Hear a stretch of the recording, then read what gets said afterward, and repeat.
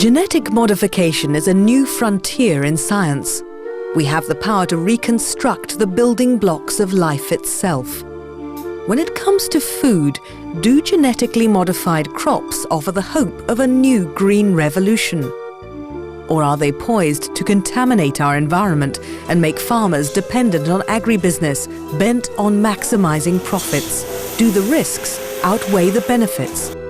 And who decides? Earth Report went to 3 countries to find out how genetically modified crops are changing the world. India's farmers are attracted by claims of higher yields. Zambia refused desperately needed food aid because it was genetically modified. Argentina has enthusiastically embraced GM crops, sowing half its farmland with GM soya.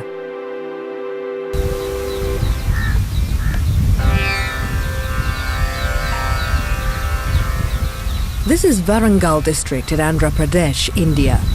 Most smallholders here have become dependent on cotton as a cash crop.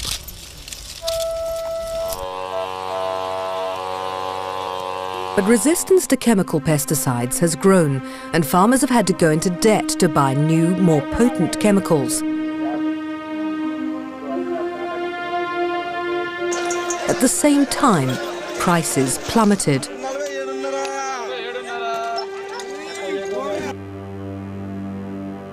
Seeing no way out of the debt trap, suicides have become common.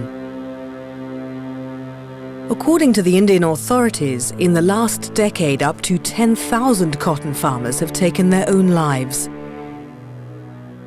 When genetically modified cotton, called BT cotton, was developed by multinational biotech company Monsanto, it gave farmers new hope. BT cotton entered the field with the assurance to farmers saying that if you grow BT cotton, you will increase your yields, you will reduce the pesticide use, and you will get more profits. The BT cotton plant's DNA had been manipulated to include the Bacillus thuringiensis gene. With this gene, the plant becomes toxic to its most common pest, the bollworm. The crop can resist attack and stays healthy.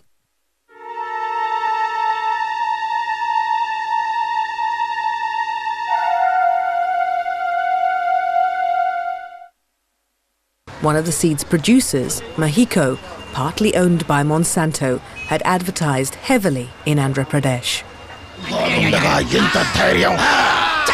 బోల్గార్డ్తో రాత్రి పగలు రక్షణ చూసారా Bollgard శక్తి యొక్క వాగ్దానం spray తక్కువ లాభం ఎక్కువ Bollgard ప్రతి విత్తనాలు కాయదొలుచు పురుగులతో పోరాడే శక్తి. The BT cotton seed was 4 times more expensive than the conventional seed. But in the hope that the new seed would turn their luck around, many farmers went further into debt and invested in it. But for many farmers, the expected success failed to materialize. Warangal district is a drought-prone area. Agriculture is dependent on the rains. In 2 out of the 3 years that BT cotton has been grown here, the rains failed. If you look at the reports of the Department of Biotechnology, BT cotton consumes about 20% more water than even hybrid cotton. And the scientists knew it, the industry knew it. The problem appears to be that cotton farmers were not told about this drawback. I was told that BT cotton gives good yields and requires no sprays. I plan to take land on lease for 2 to 3 years and grow this with a hope that I'd be able to repay most of my debt. All my hopes were crushed. The BT crop did not germinate, and my wife committed suicide 3 months ago because of it. She went to the field and drank pesticide.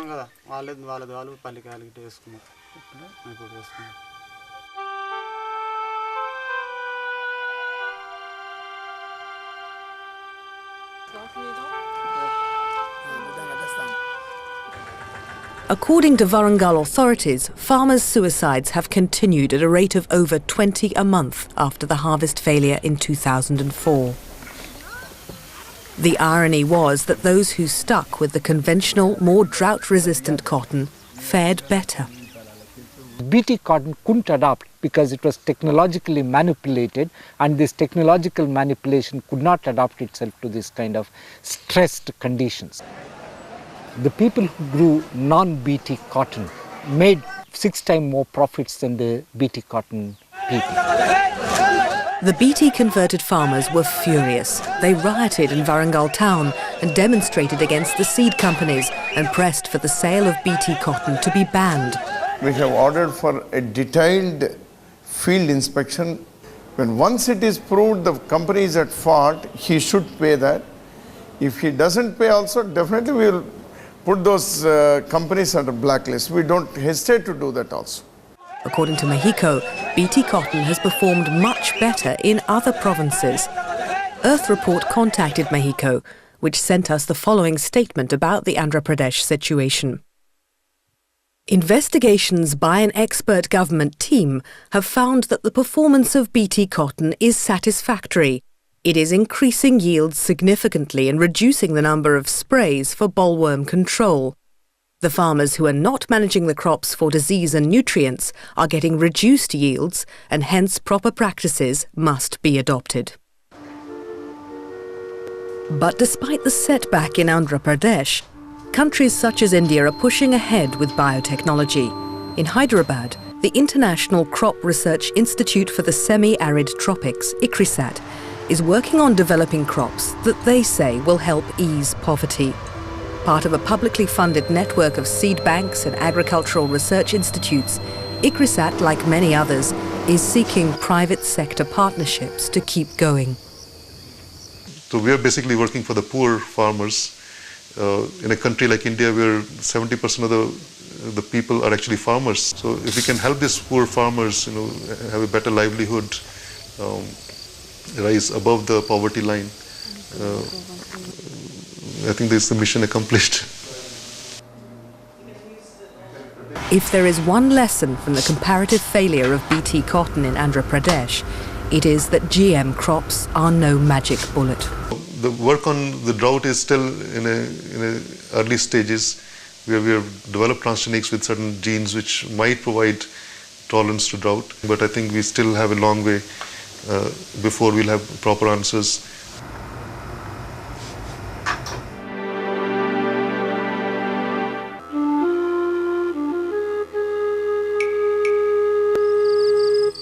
In Zambia, genetically modified crops are controversial for a different reason. Here, the concern's been about disclosure and transparency. The issue came to the fore when the country faced starvation in 2002.